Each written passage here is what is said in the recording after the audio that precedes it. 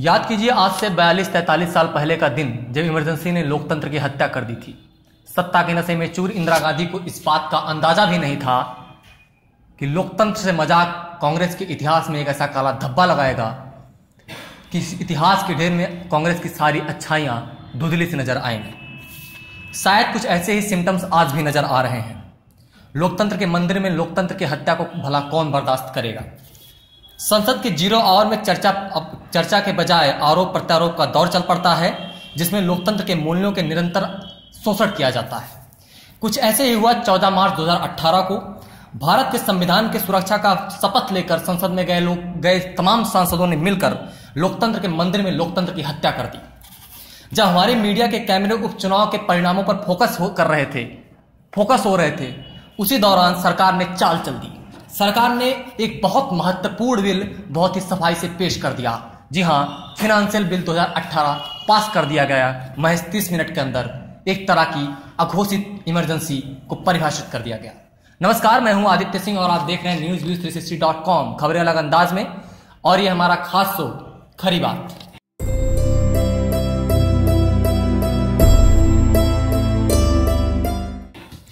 आज चर्चा होगी बजट की, फाइनेंशियल बजट 2018 की। बजट से चर्चा करने से पहले आप बजट के 2 प्रारूपों को समझ लीजिए। बजट के मुख्य रूप से 2 प्रारूप होते हैं, बजट ए और बजट बी। बजट होता क्या है पहले आप ये समझ लीजिए। सरकार संसद के पटल पर यह वादा करती है कि इस मद में इस विभाग के लिए इतना पैसा खर्च किया जाएगा। सरकार संसद के पटल पर संसद के जो तमाम प्रतिनिधिगण होते हैं और जो आम जनता होती है उससे ऑफिशियली ये वादा करती है कि इस मद में इस विभाग के लिए इतना पैसा खर्च किया जाएगा। ये पेश किया जाता है फाइनेंस मिनिस्टर के द्वारा, वित्त मंत्री के द्वारा किसी एक दिन, जिसे हम कहते हैं बजट का दिन। उस दिन आम बजट संसद में पहली बार आता है। फिर क्या होता है, वो बजट पे चर्चा होती है। चर्चा होने के बाद पॉइंट्स निकल के आते हैं। फिर उन पॉइंट्स को कंसीडर करते हुए उसी बिल को संसद के स्टैंडिंग कमेटी में भेजा जाता है। स्टैंडिंग कमेटी उसमें कुछ रिकमेंडेशंस यानी कि बदलाव रिकमेंड करती है कि ये बदलाव इसमें किए जाएं। फिर उस बिल में पुनः बदलाव करके सेशन बी में उसको दोबारा पेश किया जाता है। सेशन बी में क्या होता है, सभी मंत्रालयों में कितना कितना पैसा जाना है उसकी जानकारी दी जाती है। चर्चाएं होती हैं, विपक्ष उस पर अपनी राय रखता है। उसके बाद स्पीकर उस बिल को पास करती है। तो ये होता है बजट ए और बजट बी। बजट ए जब आया था तो भी धुंधला धुंधला सा, क्योंकि उस समय हम खोए हुए थे पद्मावत में और कासगंज में। मीडिया के कैमरे वहां पर फोकस किए हुए थे। और इस बार जब बजट बी आया तो देखिए कितनी चालाकी से मीडिया के कैमरे उपचुनाव के परिणामों पर फोकस किए हुए थे। आज चर्चा उसी की। सबसे पहले बताता हूं बजट में था क्या। फाइनेंशियल बिल बजट जो है, बजट बी जिसे बोलते हैं, उसमें क्या क्या क्या था इस बार 2018 में। 99 मंत्रालय और उनके महकमे, 2 बिल, 218 संशोधन यानी अमेंडमेंट, इतने थे जिसको 13 मिनट में पास कर दिया गया बिना चर्चा किए। पिछले 42 साल के राजनीतिक में जितना अभी तक राजनीति हुई है, 42 साल में इमरजेंसी के बाद से लेकर अभी तक कांग्रेस, बीजेपी सभी सत्ता में रही हैं। कांग्रेस यानी यूपीए जो है, यूपीए से जो छोटी छोटी पार्टियां वो भी सत्ता में रही हैं। एनडीए की भी छोटी छोटी पार्टियां सत्ता में रही हैं। लिहाजा इस बिल पर कोई पार्टी बोल नहीं रही है। क्यों नहीं बोल रही मैं बताता हूं। क्योंकि तब से लेकर जब सारी पार्टियां सत्ता में रही हैं, उनको राजनीति वाला जो फंड आता है, जो पार्टी का फंड आता है, जो फॉरेन फंड आया था, वो आया था 42 सालों में। उस पर जवाबदेही नहीं दी जाएगी। सरकार या राजनीतिक पार्टियों से आप हम कोई भी ये पूछ नहीं सकता कि वो पैसा कब आए थे, कितने आए थे, या उस पर कोई भी मुकदमा नहीं हो सकता है। इसके अलावा 1900 से लेकर के 2000 रुपए तक के लिमिट में फॉरेन जो फंडिंग है राजनीतिक पार्टियां ले सकती हैं। हम और आप उनसे पूछ नहीं सकते भाई क्यों लिया जा रहा है, किस लिए लिया जा रहा है, ये हम आप लोग पूछ नहीं सकते हैं। पहला जो उसमें अमेंडमेंट था यही था उस बिल के अंदर। इसके बाद इस पर कोई चर्चा नहीं होती है, इसे पास कर दिया जाता है। दूसरा पॉइंट, इन लोगों ने मिलकर अपनी तनख्वाह बढ़ा ली।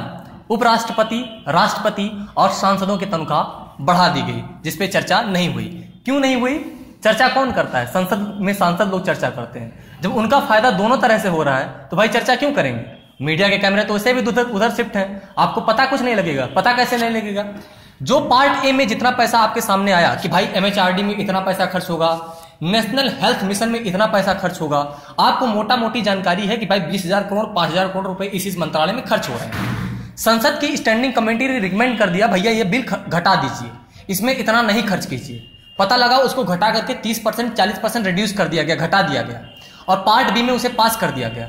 तो आपको तो जानकारी है कि पार्ट ए में इतना पास किया गया था, पार्ट बी में कितना घटाया गया एक्चुअली उसको आपको जानकारी ही नहीं है, तो आप प्रोपोगेट हो गए। इसे बोलते हैं प्रोपोगेंडा। अब बताते हैं आपको उपराष्ट्रपति की सैलरी। राष्ट्रपति की बात मैं नहीं कर रहा हूं, राष्ट्रपति का सम्मान जिस तरह होना चाहिए उस तरह हो रहा है, लेकिन 55,000 रुपए मेंबर ऑफ पार्लियामेंट की सैलरी बढ़ाई गई है। ये ब्रेकिंग न्यूज है, इसको ले लीजिए। 55,000 रुपए मेंबर ऑफ पार्लियामेंट की सैलरी बढ़ाई गई है। कांग्रेस भी चुप है, बसपा भी चुप है, सपा भी चुप है, डीएमके भी चुप है, एआईएडीएमके भी चुप है, लेफ्ट की पार्टी भी चुप है, और भारतीय जनता पार्टी तो वैसे भी चुप रहती है इन सब मुद्दों पर। 80,000 करोड़ रुपए आपको मैं बता दूं, कंसोलिडेट फंड ऑफ इंडिया जो होता है वो एक ऐसा फंड होता है कि जो टैक्स पेयर से मिलकर के इकट्ठा होता है, उसे इकट्ठा रखा जाता है। जब कोई बहुत बड़ी आपदा आती है, जैसे 91 के टाइम पे आई थी या रिसेशन के टाइम पे आई थी, तो इसको निकाले जाने की बात हो रही थी, तो उस फंड से गवर्नमेंट कुछ पैसे निकाल सकती है, लेकिन ऐसे नहीं निकाल सकती। उसके लिए संसद में उसको बाकायदा चर्चा करनी पड़ेगी, संसद की अनुमति लेनी पड़ेगी, तब वो निकाल सकता है। इस बिल में एक अमेंडमेंट कर दिया गया कि सरकार के पास यह अधिकार होगा कि कंसोलिडेट फंड ऑफ इंडिया से सरकार 80,000 करोड़ रुपए तक बिना किसी चर्चा के निकाल सकती है, और ये भी पास हो गया। आप और हम कहां थे? हम लोग वहां थे, फूलपुर और गोरखपुर में। आगे चलिए। दूसरा एनएचएम, नेशनल हेल्थ मिशन, राष्ट्रीय स्वास्थ्य मिशन। इस बिल में जितना पैसा दिया था गवर्नमेंट ने बजट में, जब बजट पे चर्चा हुई थी कुछ दिन पहले, उस दिन जितना पैसा दिया गया था बजट में, उसका 2.1% काट लिया गया है, जिसपे कोई चर्चा नहीं हुई। हमें आपको जानकारी भी नहीं है, अब जानकारी हो रही है, क्योंकि कैमरे तो वहां थे, फूलपुर और गोरखपुर, जैसा कि मैंने आपको पहले ही बताया। तो एनएचएम से रिडक्ट कर लिया गया है, पैसे काट लिए गए हैं। दिल्ली में आप देख लीजिए, अभी कुछ दिन पहले केस आया था, महिला ने बाहर बच्चे को जन्म दिया था। गोरखपुर में बच्चे ऑक्सीजन के लिए मर जाते हैं, और एनएचएम से 2.1% बिल जो बजट होता है वो काट लिया जाता है, कटौती कर ली जाती है, कोई चर्चा नहीं होती, आपको पता भी नहीं चलता। आगे चलते हैं। MHRD, ministry of human resources development, शिक्षा, मोटा मोटी अगर देखें तो शिक्षा को लेकर के जितने बजट थे उसमें 0.23% रिडक्ट कर लिया गया है, काट लिया गया है, इस पर भी कोई चर्चा नहीं हुई है। पिछले 5 साल में, आपको जानकारी के लिए बता दूं, पिछले 5 साल में मोदी जी के सरकार में आने के बाद से अभी लेकर अभी तक जितना एमएचआरडी को दिया गया उसका सबसे कम इस बार दिया गया। जितने बजट आए हैं आम बजट, उसमें जितना एमएचआरडी मिनिस्ट्री को पैसे दिए गए, शिक्षा के लिए जो पैसे खर्च किए गए, उसमें सबसे कम इस बजट में खर्च किया गया है। यह है दशा। आगे चलते हैं। स्वच्छ भारत अभियान, खूब चर्चा सुनते हैं। गंगा सफाई अभियान के बारे में कोई चर्चा नहीं करता, स्वच्छ भारत अभियान के बारे में चर्चा होती है। ये राज्य नंबर 1 पे है, वो राज्य नंबर 2 पे है, ये जिला नंबर 1 पे है, वो जिला नंबर 2 पे है।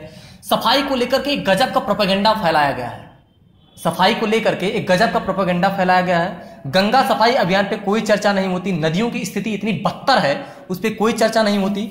मैं बताता हूं आपको कि स्वच्छ भारत अभियान में बजट का 7.1% काट लिया गया है, उसको कम कर दिया गया है, जिसमें कोई चर्चा नहीं होती। चाइल्ड हेल्थ स्पेंडिंग, यानी कि बच्चों के स्वास्थ्य पर जितना खर्च होता है, बच्चों के स्वास्थ्य को लेकर के जितना खर्चा होना चाहिए, उसके लिए 3% पैसा काट लिया गया है, इस पर भी कोई चर्चा नहीं हुई। और उसके बाद आता है आपका जो रूरल एरियाज में घर बनवाने का पूरा बजट होता है, ग्रामीण गरीबों को घर देने का जो बजट था, उसमें भी 9.1 कटौती कर दी गई है। एक गलती हुई मुझसे, चाइल्ड हेल्थ स्पेंडिंग में 3% नहीं बल्कि 30% की कटौती की गई है। इसके अलावा मैं बताता हूं घटनाक्रम हुआ कैसे। अब तो पूरा केस ये हो गया, अब सुनिए घटनाक्रम हुआ कैसे। संसद एक रंगमंच है, रंगमंच पे जो आपको दिखाया जाएगा वही दिखेगा, उसके पर्दे के पीछे क्या हो रहा है ये कोई रंगकर्मी ही जान पाएगा। यहां ना कोई मीडिया वाला जाता है ना कोई दर्शक जाता है। तो मीडिया वाले हैं हम आप जो आम नागरिक है वो है दर्शक, यानी कि संसद के मंच से जो दिखाया जाता है वही हम देखते हैं, इसके अतिरिक्त हमें कुछ नहीं पता होता है। 11 बजे संसद शुरू होती है, 11:02 पे बहुत बड़ा हंगामा होना शुरू हो जाता है। 2 ही मिनट में संसद को स्थगित कर दिया जाता है। आमतौर में संसद 15 से 20 मिनट लेता है स्थगित होने में। 2 मिनट में संसद स्थगित हो गया, यानी कि पहले से ये डिसीजन लिया जा चुका था कि संसद को स्थगित कर देना है। 11 बजे से लेकर 12 बजे तक पार्टियां उस पर विमर्श करती हैं और 12 बजे पुनः संसद में लोग इकट्ठे होते हैं चर्चा करने के लिए। एक चर्चा होती है demand for grants for small ministries, जो कि 5 बजे होनी होती है, मुख्यतः ये 5 बजे होती है। लेकिन ये चर्चा महोदया क्या करती हैं, शिफ्ट करके 12 बजे कर देती हैं, जब 12 बजे पुनः मिलती हैं। उस टाइम पे ये चर्चा शुरू होती है। उसमें छोटे छोटे मंत्रालयों के तमाम जो चर्चाएं होनी होती हैं, बजट में कितना पैसा दिया जाएगा, कितना कट रहा है, कटना सही है कि नहीं है, इन सब पे चर्चाएं नहीं होती। जो नए नए अमेंडमेंट्स हो रहे हैं उस पर चर्चाएं होती हैं। ये सब ना होकर के फिनांस मिनिस्टर क्या करते हैं, थोड़ा सा उठते हैं, मतलब आधा, आपको मैं बता देता हूं इतना, madam I want to present finance bill, madam मैं फिनांस बिल प्रेजेंट करना चाहता हूं, इतना ही बोलते हैं। महज 4 मिनट के अंदर ये सब होता है। और बाद में सुमित्रा महाजन, यानी कि जो हमारी आदरणीय संसद की अध्यक्ष हैं, जो चेयरमैन हैं, वो क्या बोलती हैं, महामहिम चेयरमैन जो बोलती हैं कि all the cut motion has been considered, यानी कि सारे कट मोशन, जितने भी कट लगाने थे, जितने भी उसमें अमेंडमेंट करने थे, सभी कंसीडर कर लिए गए हैं, यानी कि अब कोई चर्चा नहीं होगी। और ये स्टेटमेंट ये दिखाता है, ये अपने आप में परिपक्व कर देता है बिल को कि बिल बहुत अच्छा है, अब पास कर दिया गया, संसद का बिल पास हो जाता है और हम और आप गोरखपुर फूलपुर में मस्त रहते हैं। तो ये घटना थी जो मामूली घटना नहीं थी। संसद के भीतर लोकतंत्र को मारा जाएगा, इसका अंदाजा भारत के अंतिम नागरिक को नहीं होता। भारत के प्रथम नागरिक शायद राष्ट्रपति को भी नहीं होगा। राष्ट्रपति को इस मामले पे आगे आना चाहिए, बात रखनी चाहिए, अपने दायित्व को समझते हुए सरकार से पूछना चाहिए कि आखिर ऐसा कैसे हो गया। संसद के मामले में शायद न्यायपालिका को इस तरह का हस्तक्षेप करना ठीक नहीं होगा, लिहाजा राष्ट्रपति को ही आगे आना पड़ेगा। हमारी आपकी सभी की जिम्मेदारी बनती है कि राष्ट्रपति से दरख्वास्त करें कि इस पूरे मामले पर वो सरकार से जवाब लें। आप देख रहे थे newsview360.com। अगर ये वीडियो आप हमारे YouTube चैनल पर देख रहे हैं तो चैनल को सब्सक्राइब करें, अगर फेसबुक पे देख रहे हैं तो पेज को लाइक करें। धन्यवाद।